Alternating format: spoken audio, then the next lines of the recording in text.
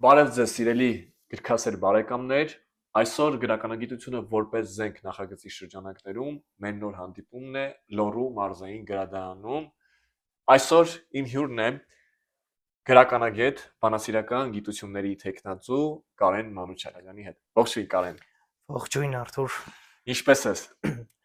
Շատ լավ, շնորհակալություն։ Շնորհակալ եմ այս նախաձեռնության համար եւ շնորհակալ եմ նաեւ հրավերի համար։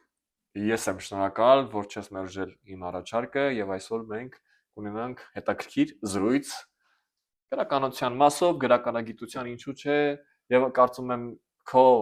պատասխանները, քո տեսակետը, քո կարծիքը տարբեր հարցերի վերաբերյալ կօգնեն երիտասարդներին գրականությամբ զբաղվելու հարցում ավելի ճշգրիտ կողմնորոշվել։ Սիրով ուրախ կլինեմ օգնել ցանկացած երիտասարդի։ Շատ լավ, սկսենք։ Իհարկե։ Գնացինք, հարց առաջին։ Ոմանց մոտ թյուր կարծիք կա, որ երիտասարդ գրականագետներ չեն լինում, որովհետև դրա համար պետք է մեծ փորձ եւ անցած երկար ճանապարհ ունենալ։ Ինչպես կմեկնաբանեք։ Փորձը եւ անցած ճանապարհը իհարկե շատ կարեւոր են, բայց փորձ ու անցած ճանապարհ ասելով պարտադիր չէ, որ մեծ տարիք ենթադրվի։ Կարելի է այդ փորձը եւ անցած ճանապարհը ձեռք բերել նաեւ համեմատաբար սեղմ ժամանակամիջոցում։ Ինչը անհրաժեշտ։ Անհրաժեշտ է նախ ընթերցել, ծանոթ լինել հայ եւ համաշխարհային գրականության գլուխգործոցներին։ Անհրաժեշտ է ծանոթ լինել գրականագիտության մեթոդաբանությանը։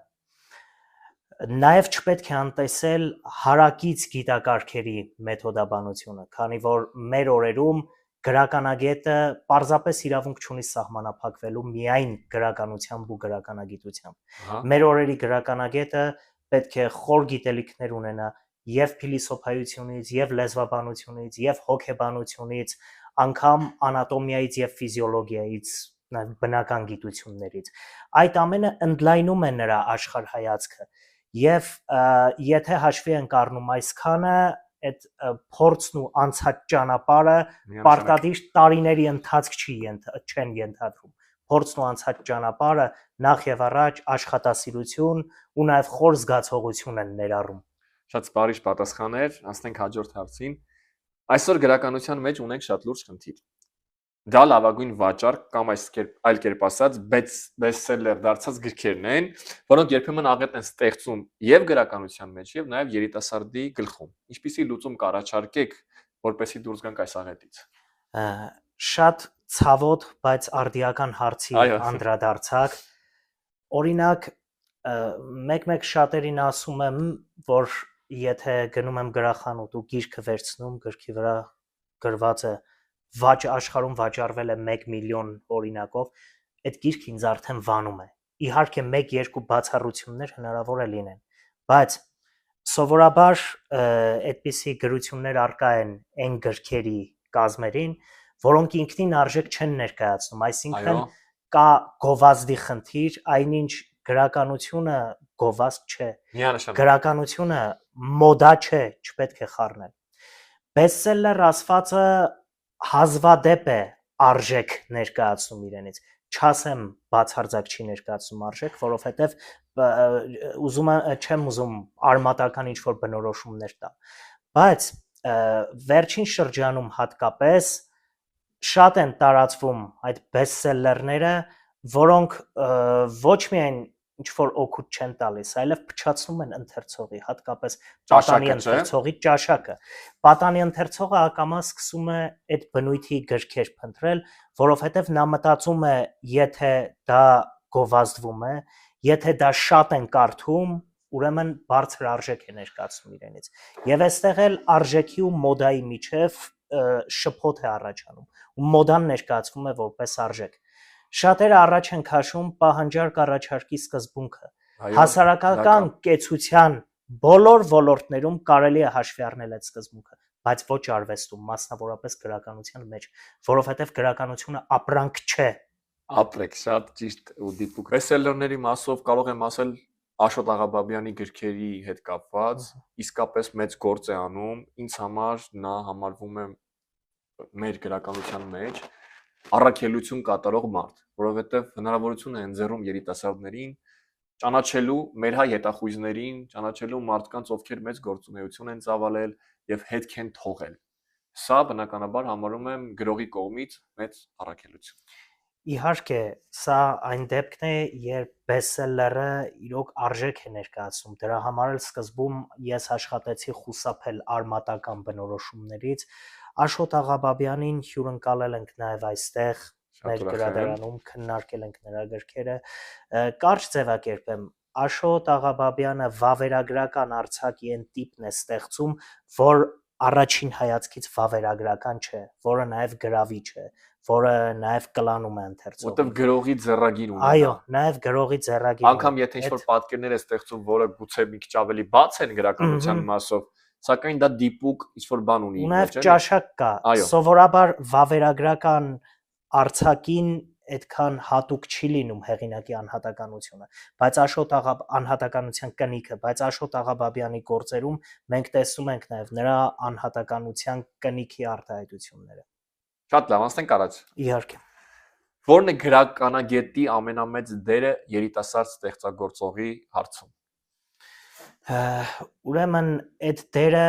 շատ բազմակի է ընկալվում ընթերցողների կողմից,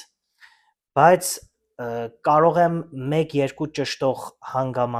ճշգրտող հանգամանքի անդրադառնալ։ Սովորաբար շատերին թվում է, թե լեզվաբանները լեզու ստեղծողները, լեզու ձևավորողներն են, բայց չէ, լեզվաբանները պարզապես լեզվական փաստն արձանագրողներն են։ Նույն կերպ էլ գրականագետները գրականություն ձևավորող չեն։ Գրականագետը հայտնվում է այն պահին, երբ արդեն կա գրականությունը, կարող է խոսել դրա գեղարվեստական արժեքի մասին, կարող է անդրադառնալ ստեղծագործական ազդակներին, հոգեբանական հիմքերին, կառուցվածքին, օգտագործել մասնագիտական մեթոդաբանությունը ու հանգել որոշակի եզրակացությունների։ Գրականագիտության 3 խոշոր բնագավառները գրական քննադատությունը, գրականության տեսությունը եւ գրականության պատմությունն են։ Այս առումով նպաստավոր կարող է լինել հատկապես գրական քննադատությունը։ Գրական քննադատությունն էլ պետք է հստակ բնորոշենք, քանի որ գրական քննադատություն չի կարող ստեղծվել 19-րդ դարում ապրած գրողի ստեղծագործության մասին։ Քննադատությունը միշտ ենթադրում է մյուս եզրի պատասխանը։ Գրական քննադատությունը կարող է օգնել երիտասարդ ստեղծագործողներին իրենց գրական ճանապարհին։ Ասենք գրվել է մի ստեղծագործություն, որն ունի արժանինքներ, ունի նաև թերություններ։ Եթե թերությունները մատնանշվում են ճիշտ, թերությունները մատնանշվում են գրականագիտական չափանիշներին համապատասխան մեթոդաբանությամբ, ապա ստեղծագործողն էլ կընդունի դրանք եւ կփորձի թերությունները վերացնելու ուղիներ մշակել։ Այս ուղիով պիտի գնա գրականագիտությունը, հատկապես իր գրական քննադատության սեկտորով։ Քանի որ նշեցիր գրականագետի դերը երիտասարդ ստեղծագործողի կյանքում, մի բան ասեմ, որ կարծում եմ դու էլ եթե ոչ նկատած, գոնե լսած կլինես։ Երբ որ ասում ես մի բան կա պիտի փոխես գրածի մեջ, մի անգամից չէ, ես այսպես եմ զգացել, վերջ, աշխարհն էլ քանդվի, ես չեմ փոխելու այդ տողը։ Ես կարծում եմ դա ինչ որ չափով մի քիչ մեծամտություն է։ Իհարկե, այս երևույթի մասին դեռ 17-րդ դարի ֆրանսիացի գրաքննադատ, գրականագետ, փիլիսոփան Նիկոլա Բուալոն էր խոսում քերթողական արվեստ աշխատության մեջ։ Դե քերթողական արվեստը այն բացառիկ աշխատություններից է, որ ներառում է եւ գրականության պատմություն, եւ գրականության տեսություն, կլասիցիզմի տեսության հզոր արտահայտություն է դառնում, ու նաեւ գրական քննադատություն։ Ամեն ինչ չէ, որ այսօրվա դիրքերից ընդունելի է Բուալոյի տեսության մեջ, բայց գրական քննադատության դաշտում Բուալոյի առաջ քաշած մեթոդաբանությունը կարծում եմ այսօր էլ է արդիական։ Ինքն էր անդրադառնում այդ նշածդ երևույթներին, այսինքն նրանք նոր չեն, դեռ 17-րդ դարում էլ կային եւ միայն հայ հասարակությանը բնորոշ չեն։ Բուալոն խոսում է 17-րդ դարի ֆրանսիացի ստեղծագործողների մասին։ Ասում է կան այնպիսի ստեղծագործողներ, իհարկե բառացի չեմ կարող մեջ բերել, մոտավոր մեջ բերում անեմ, որոնք որոնց եթե լսես կասեն, այո, ինձ քննադատեք, ես ընդունում եմ քննադատությունը, հետաքրքիր բայց պատասխան է։ մի թերություն հենց ասում ես, «Օ, ոչ, դա հատվածն է լավագույն»։ Ասում ես, «Էս ինչը փոխի»։ Ոչ, չեմ կարող սա լավագույն բառն է։ Ու ասում է ու վերջում այսպիսի մի ձևակերպում էր տալիս, էլի մոտավոր մեջ բերեմ, ասում է միշտ գտնում է հիմարը իրեն գովաբանող հիմարներ։ Այդ գովաբանող հիմարների արկայությունը, Շատ որոնք արդիական։ կամ փորձում են գցնել տվյալ հեղինակին, կամ որոշում են լավամարդ լինել, այսինքն թերություն են նկատում ու չեն ասում, մտածում են դրանով օգնում են հեղինակին, կամ էլ երրորդ տարբերակը չեն հասկանում, չհասկանալը դեռ ներելի է, բայց նկատելն ու չմատնանշելը հարված է ոչ միայն տվյալ ստեղծագործողի կարիերային, այլև առհասարակ արդի գրական ընթացքին։ Ես միանշանակ կիսում եմ ձեր կարծիքը տեսակետը այդ հարցի վերաբերյալ, Կարեն ջան, որովհետև իրոք այդ խնդիրը կա, Վուալոյի խոսքերը շատ դիպուկ էր, կարծում եմ մոտավոր մեջ բերեցի, բայց այդպես է։ Կարծում եմ այդ խոսքը իրոք արդիական է նաև այսօր, որովհետև մենք բոլորս մեր ապրած կյանքում, չէ, առհասարակ եթե մեկը զբաղվում է գրականությամբ կամ որոշել է իր ճանապարհը գտնել գրականության մեջ եւ ստացվում է իր մոտ, ու պատրաստ պետք է լինի նաև խորհուրդների, առաջարկների, գրականագետների կողմից ուղղորդման, ինչու՞ չէ։ Սա նորմալ բնականon ընթացք է, որ ավելի կարողանա շտկել իր գրականությունը եւ ավելի Իհարկե, դա այն դեպքերում, երբ շտկելու հնարավորություն կա, բայց լինում են ավելի բարդ դեպքեր, այս ավելի բարդ դեպքեր են լինում, երբ գրական ասպարեզում հայտնվում է մի մարդ, որի տեղը գրականությունը չէ։ Ինչպես վարվել է այս դեպքերում։ Բուալոն շատ չոր գրիչ ուներ, այնտեղ տող ունի, բառացիորեն մեջ բերեմ, ասում է, իսկ մնացածը ինչպես Պելետիեի գրքերը գնում են, որ փաթաթային երշիկներն ու մրգերը։ Այդ Պելետիեն ասեմ, բայց նաև այդ սրությամբ Պելետիեի անունը պատմությանն է փոխանցել։ Մենք չգիտենք այդ ով է, ինչ է գրել։ Այդ ազգանունը մնացել է միայն Բուալոյի այդ ապտակի շնորհիվ։ Այսինքն այդ դեպքերում էլի քննադատը պիտի քաջություն ունենա, որ հոդվածով կամ ինչ որ բանախոսությամբ կամ ուղիղ ճակատային խոսքով տվյալ մարդուն ասի, որ գրականությունը նրա տեղը չէ։ Իհարկե այլ հարց է, թե ինչպես կընդունվի։ Սա էլ է շատ բարդ, որովհետև հաստատ այդ մարդը կգտնի մեկին, որը հակառակը կասի, չէ, քո տեղը գրականությունն է։ Շատ լավ, ինչև առաջացնել է, արի մի դաժակ ջուր խմենք։ Նոր շարունակենք։ Շատ հետաքրքիր բաներ ես ասում։ Կարծում եմ արժեքավոր են եւ եթե մարդիկ գնահատեն, փորձում եմ համաշխարհային քննադատության փորձնել ներառել մեր զրույցի ոլորտ, դե որտեվ այդ մարդիկ էլ չէ, մեծ գործ են արել։ Իհարկե Բուալոյի քերթողական արվեստը մինչև հիմա իմ սեղանի գրքերից մեկն է։ 15-ից 20 տարեկան երիտասարդներին ինչ գրքեր խորհուրդ կտաք, որ ընթերցեն։ 15-ից 20 տարեկանը համարյա ներառում է նաև ավագ դպրոցի փուլը, չէ, 18 տարեկանում ավարտում են, դպրոցը։ Դե նախ դպրոցական ծրագրում հանձնարարվող դպրոցական ծրագրի շրջանակներում հանձնարարվող գրքերը ես այս վերջին տարիներին դպրոցի հետ շատ քիչ կապեր եմ ունենում, չգիտեմ դասագրքում ինչ նյութեր են ներառված, որոնք են համվել, ինչ նոր նյութեր են բերվել, բայց համենայն դեպս մեր ժամանակվա դպրոցական դասագիրքը բավականին ընդգրկուն էր եւ դասական հեղինակները գրեթե ամբողջությամբ ներկայացված էին։ Անպակաս էին կարելի ասել։ Ես շատ կուզեմ, որ պատմավեպեր կարդան։ Ինչքան շփվում եմ դպրոցականների հետ, տեսնում եմ, որ պատմավեպի նկատմամբ առաջվա հետաքրքրությունը չկա։ Միանշանակ, ես էլ եմ դա նկատում։ Մեր սերունդը այն միամտությունը, բառից դրական իմաստով միամտությունը ուներ, որ կարդում էր պատմավեպերը ու մտածում, որ այդ իրադարձությունները հենց այդպես էլ եղել են։ Այս սերնդի մոտ չկա այդ դրական միամտությունը։ Որտեղ դրա համար կան նաև այլ պատճառներ, գիտեք, մի քիչ ավելի խորքային են, բայց դրանց չանդրադառնանք, որ այսպես ասած շեղվենք։ Կուզեմ կարդան մեր ժամանակ դպրոցական ծրագրում հանձնարարվող նյութերը Ռաֆուս Անվելը, Մուրացյանի Գևորգ Մարզպետունին, Դեմիրճյանի Վարդանանքը, Ստեփան Զորյանի պատմական եռագրությունը, ինչու եմ շեշտը դնում հատկապես պատմավեպերի վրա, որովհետև պատմավեպը զուտ անցյալի մասին ստեղծված գրականություն չէ։ Պատմավեպ կարդալիս մի քանի ժամանակային եզր պիտի ունենալ։ Պատմական ժամանակը, գրողի ժամանակը, քանի որ գրողը այդ պատմությունը ներկայացնելիս ներկան է ունեցել իր դիտակետում։ Դա ինքնանպատակ չէ։ Նաև ընթերցողի ժամանակը, դա էլ մեր ժամանակն է։ Քանի որ այդ ժամանակային եզրերի միջև ընդհանրություններ Գիտեք ինչ հիշեցի պատմավեպերի մասով Գարեգին Նժդեի խոսքերից մեկը, որ ասում էր, ես չեմ կարող հասկանալ այն ուսուցչին, ին բարերով ասեմ, բայց ընդհանուր միտքը հասկանալի կլինի, չեմ հասկանում այն ուսուցչին, որ ինքը խոսում է մեր պատմության հզոր փառահեղ իրադարձությունների մասին եւ շատ միատոն, շատ միապաղաղ։ Դրանով ինքը ոգեղենը չի բարձրացնում երիտասարդի մեջ, էլի Գարեգին Նժդեի ասելիքը ավելի շատ դրան էր վերաբերվում։ Իմիջը էլի շատ արդիական խնդիր, որովհետեւ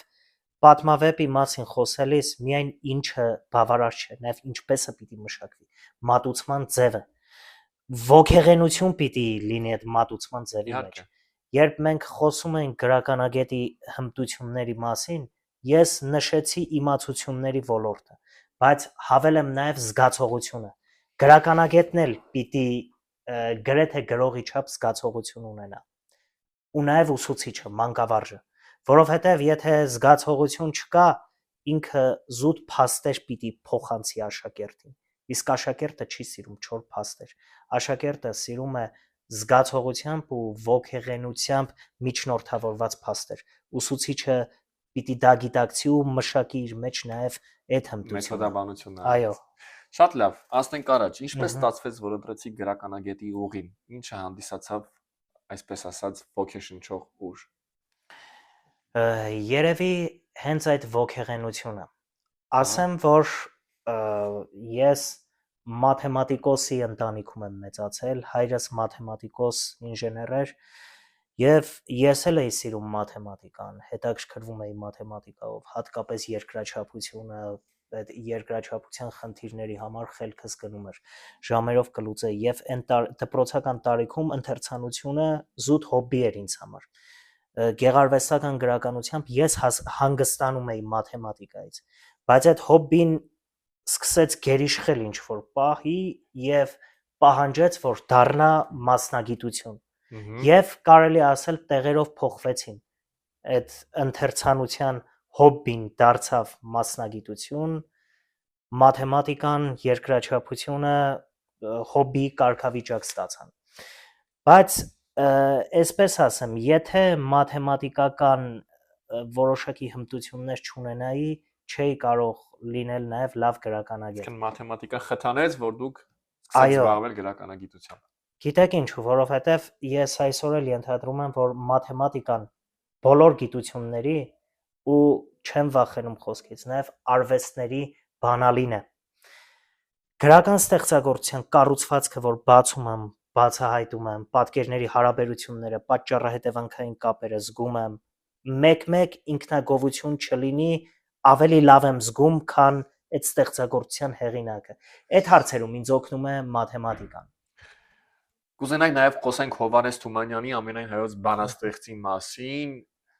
այն կարևոր ուղերձները, որ Հովհաննես Թումանյանը փոխանցել է մեզ։ Մի քանիսը, եթե կարելի է։ Շատ լավ, չանդրադառնամ շատ հայտնի ուղերձներին, ավելի շատ Թումանյանի ոչ այնքան հայտնի էջերին անդրադառնամ, բայց ասեմ, որ այդ ոչ հայտնի էջերը նույնքան հանճարեղ են, որքան հայտնիները։ Մասնավորապես Թումանյանի հրապարակախոսությունը, հրապարակախոսական քննադատական հոդվածները։ Այնտեղ մի հոդված կար վերնագրված «Ձևը եւ հոգին»։ Այո։ Ձևի եւ բովանդակության հարաբերությանն էր անդրադառնում։ Ասում էր ամեն մի երևույթ ունի իր ձևը եւ բովանդակությունը, հոգին։ Ապրողը, գեղեցիկը, կատարյալը դրանց ներդաշնակությունն է, բայց շատ դժվար է այդ ներդաշնակությանը հասնել։ Ու ցավով անդրադառնում էր այն հարցին, որ հասարակության մեջ գերիշխում է ձևապաշտությունը։ Ասում է մի գյուղում հարցնում եմ, ձեր գյուղում ուսումնարան կա, ասում են այո, քանի աշակերտ կա, աշակերտ չունենք։ Այսինքն ուսումնարանը զուտ շենքն է, էլի, Ահա, բովանդակություն չկա։ Ասում է ու այս մարդկանց համար, բանը, քահանան այն մարդն է, որ երկար մորուք ունի, սքեմ է հագնում, դերասանը այն մարդն է, որ տարբեր շորեր է հագնում, թատրոնը ընդամենը շենք է,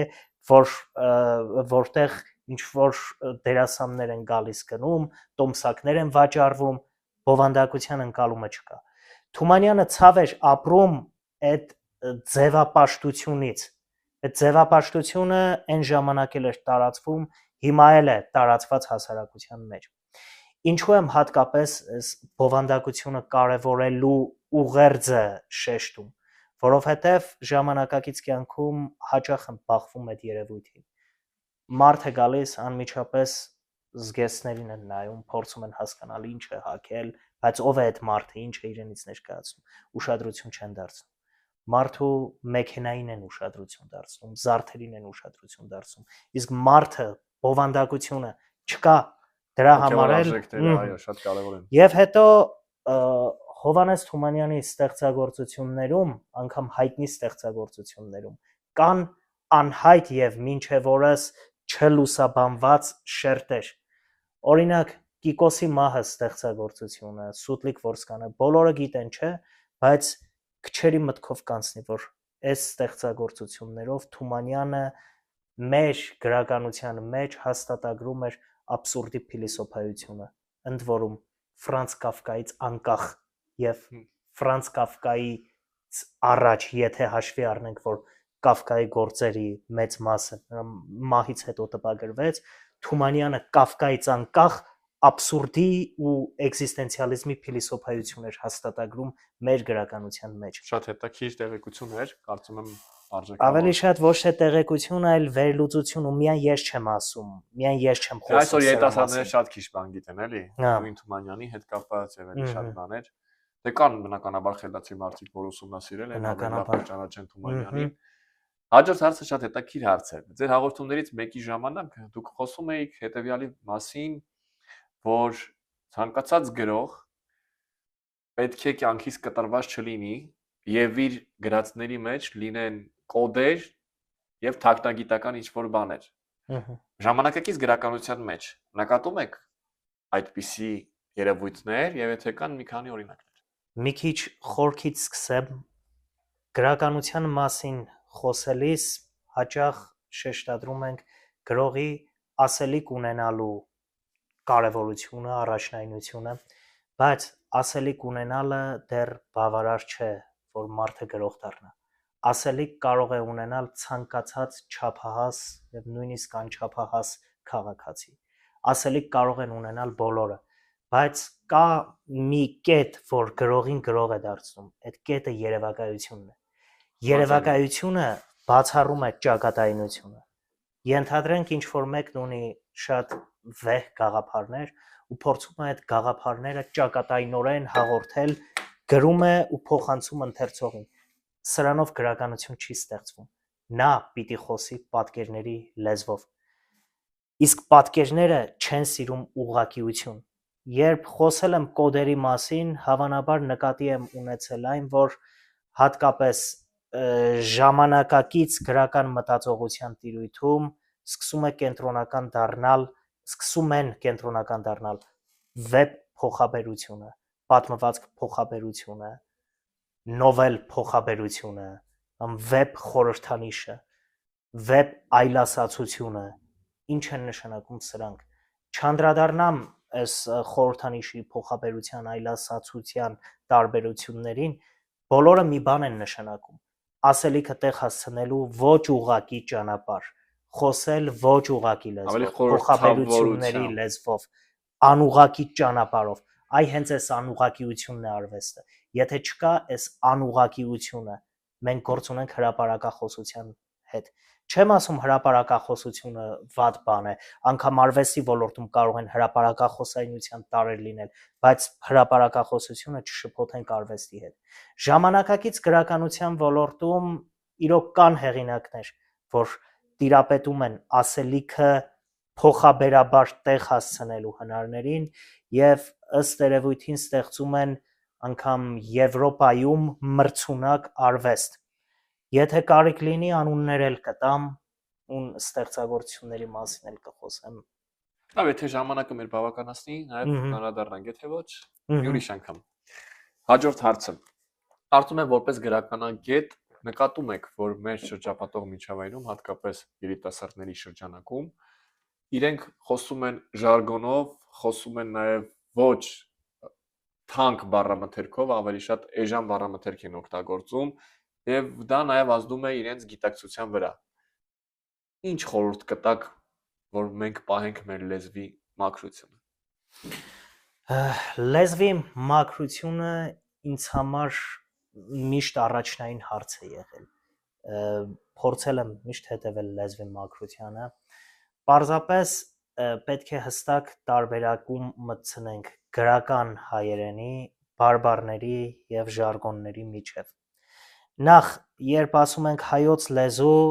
նկատի չունենք միայն գրական հայերենը։ Հայոց լեզու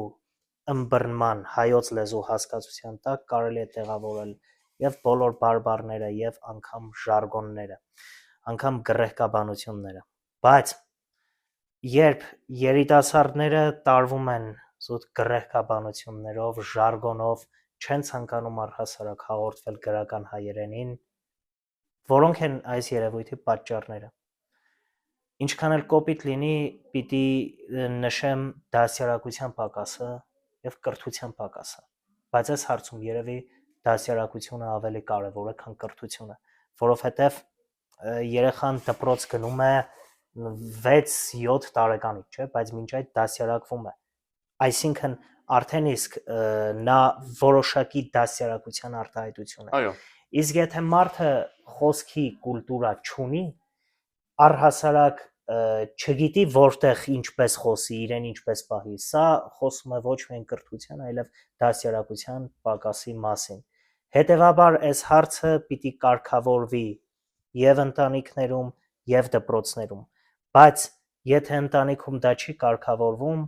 մարդը ճիշտ դասյարակություն չի ստանում, մանկավարժը անզոր է, քանի որ տվյալ մարդու ծնողները հեղինակություն են իր համար եւ եթե տեսնում է, որ ծնողները այդ բառամթերքն են օգտագործում, առհասարակ հարգանք չունեն հայոց լեզվի նկատմամբ, ինքն էլ գնում է այդ ճանապարհով։ Իսկ հայոց լեզվի նկատմամբ հարգանք չունենալ նշանակում է հայրենիքի նկատմամբ հարգանք չունենալ։ Շատ ծայրահեղ, բայց նաև շատ դիպուկ միտքեր։ Եվ անցնենք մեր վերջին երկու հարցերին։ Կարետ ջան։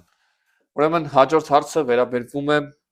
հետևյալ թեմային։ Գրականագիտությունը որպես զենք։ Այս անվանման վերաբերյալ ինչ կասեք, ոնց եք ընկալում սա։ Կարող է գրականագիտությունը զենք լինել այսօր գրականության մեջ։ Կարող է զենք լինել, եթե ունենանք Նիկոլա Բուալոյի պես սկզբունքային քննադատներ։ Ես չեմ փորձում իդեալականացնել Բուալոյին, ոչ էլ նրա մեթոդաբանությունն եմ իդեալականացնում, պարզապես սկզբունքը։ Մարդը իր սկզբունքներին միշտ հավատարիմ էր, իր ընկալած ճշմարտության զինվորն էր, այսինքն ինչն եմ ուզում կարևորել, գրականագետի, գրաքննադատի անկաշառությունը, արտագրական հանգամանքներով չտարվելը, ծանոթությունների ճանապարհով հոդված-մոդված չգրելը, ինչ որ մեկի մասին հոդված մենագրություն գրելիս այդ անձնական շահի գործոնը անտեսելը, սրանք կարևոր հարցեր են։ Ու եթե քննադատը հավատարիմ է մնում այդ սկզբունքներին, քննադատն էլ է զինվոր դառնում, զինվոր, որ պետք է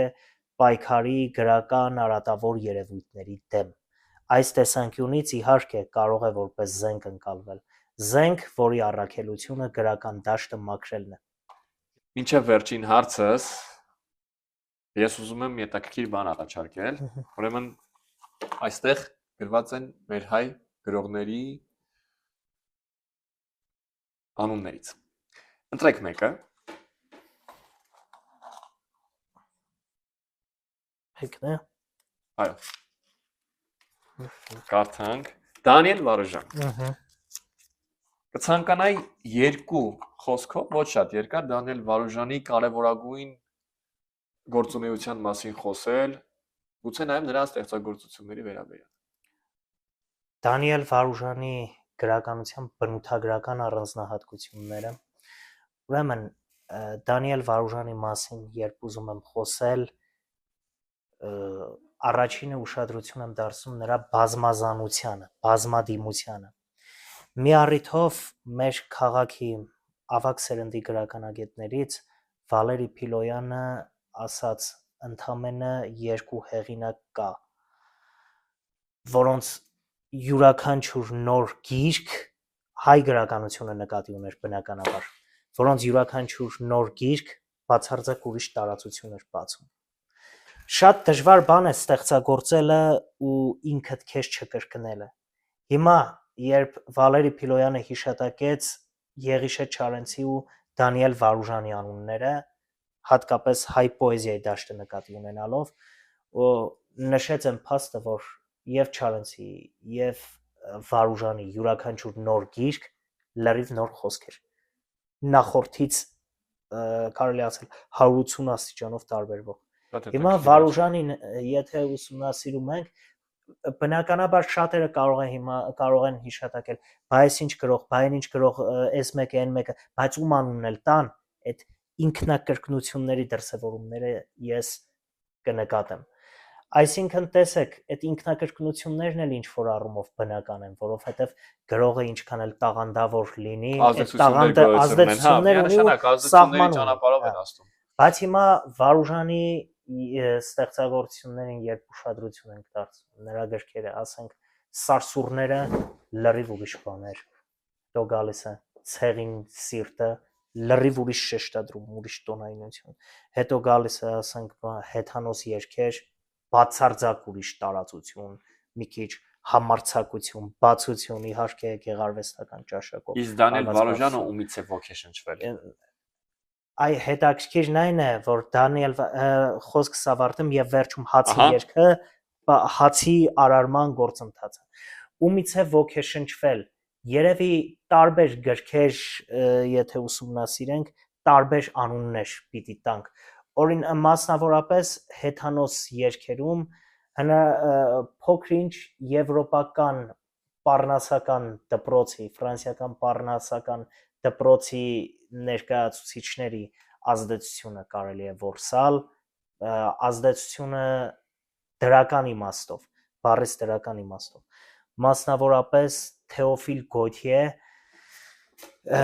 Գոթյեն պառնասական դպրոցի ներկայացուցիչների առանձնահատկությունը որն էր, որ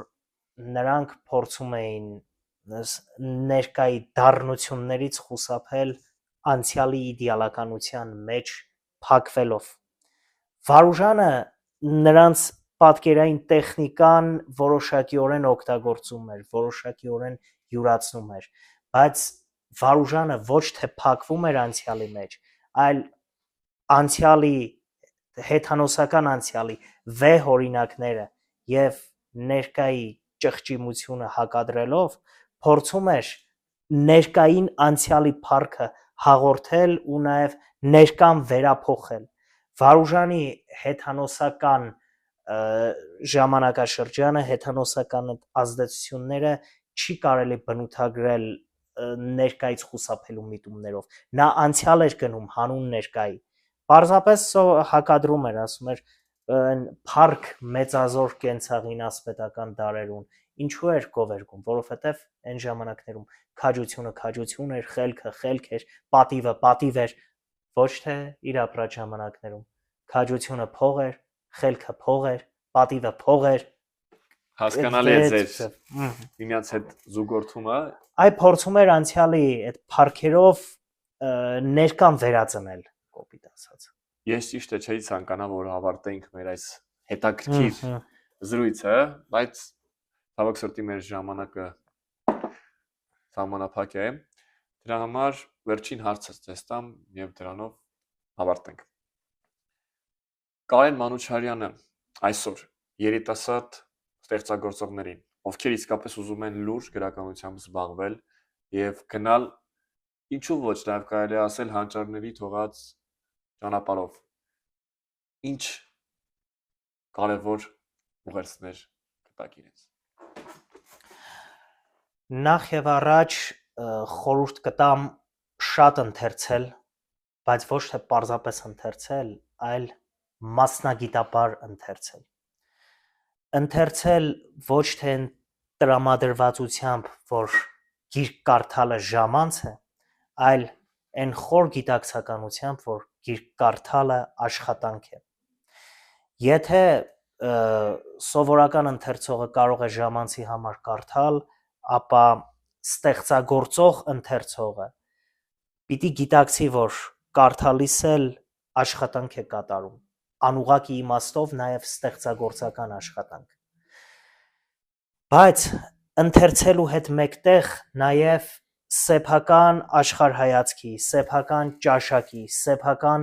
պատկերամտածողության պրիզմայով անցկացնել այլ հեղինակների գաղափարները, պատկերները, ըմբռնումները ու եթե իրոք տաղանդ ունեն, իրենք կստեղծեն մի գրականություն, որը կտրված չէ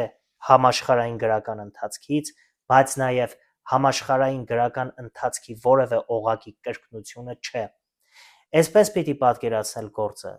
Նոր ստեղծագործողները չպիտի խուսափեն ազդեցություններից։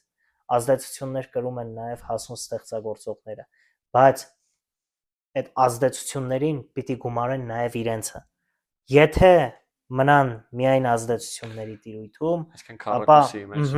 իրենք կկրկնեն այն,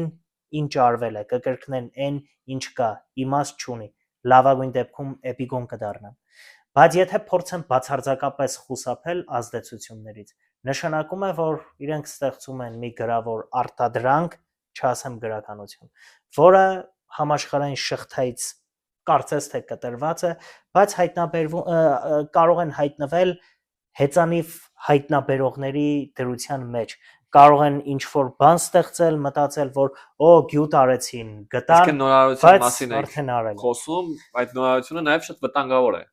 Ավանդույթ եւ նորարարություն։ Նորարարություն պիտի լինի, բայց ստեղծագործողը պիտի ավանդույթին ծանոթ լինի։ Այո, որ այդ հենքի վրա կառուցվի։ Ես հենց այդ հենքի ու նաև աշխարհայացքի ընդլայնման համար եմ խորհուրդ տալիս, որ շատ ընթերցեն ու ոչ միայն գեղարվեստական գրականություն, հոգեբանական, փիլիսոփայական, ինչու ոչ նաև լեզվաբանական գրականություն։ Հաստատ օգուտ կտա։ Եվ ամենավերջում ուզում եմ շնորհակալություն հայտնել ի սրտե այս գեղեցիկ հետաքրքիր բովանդակալից զրույցի համար իմ լեզվաբան գրականագետ բարեկամ, որ դու քո հմտությունները փորձեցիր փոխանցել գրականագիտությունը որպես զենք նախագծի այս շրջանակում, այս հանդիպման ընթացքում։ Քեզ մաղթում եմ ամենայն բարիք եւ վստահ եմ, որ դու կարողանաս երիտասարդ ստեղծագործողներին ավելի ոգեշնչել, ավելի ոգևորել, որ մենք ունենանք լավ գրականություն, որը մեր վաղվա օրվա ամենակարևոր եւ բաղկացուցիչ մասն է կազմում։ Ինչպես նաեւ առիթից օգտվելով ուզում շնորհակալություն հայտնել Լոռու մարզային գրադարանի